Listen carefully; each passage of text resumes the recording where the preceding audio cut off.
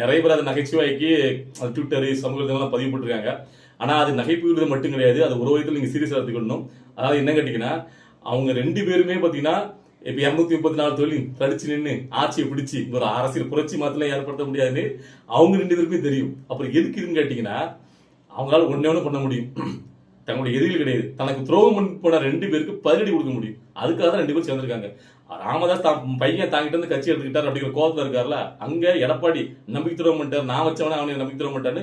2 பேருக்கும் பதிலடி அவங்களால கொடுக்க முடியும். நல்லா பாருங்க, என்டிஏ கூட்டணி இருக்குல்ல, பிஜேபி தலைமையிலான ஏடிஎம்கே, அந்த கூட்டணி ஒயிட் பார்ல எங்க நிற்காங்களோ அங்கெல்லாம் இவங்களால ஒரு தாக்கத்தை ஏற்படுத்த முடியும். ஏன்னா ராமதாஸ் அவர்கள் என்னதான் அன்புமணி அவர்கள் கையில வந்து கட்சி போயிட்டாலும் அவருடைய விசுவாசிகளும் கொஞ்சம் பேர் இருக்காங்க.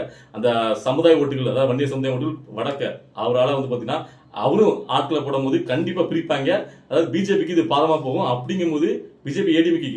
சோ அதே மாதிரி தென் தமிழகத்துல பாத்தீங்கன்னா சசிகலாவோட முக்குலக சமுதாய ஓட்டுகள், சோ தேவமார் ஓட்டுகள், அது வந்து பிரிக்கும் போதுல ஏடிஎம்கே அந்த சைடு பாத்தீங்கன்னா கொஞ்சம் அவங்க சரிவு ஏற்படுத்தும். அப்ப இது எல்லாம் யாருக்கு பலமா போகுதுன்னு கேட்டீங்கன்னா திமுகவுக்கு. ஒண்ணுமே செய்யாம அவன் எடுக்கிற முடிவு நமக்கு சாதகமே வருது அப்படின்ட்டு திமுக அழகா அடிச்சுட்டு ஸ்கோர் பண்ணிட்டு போயிருவாங்க.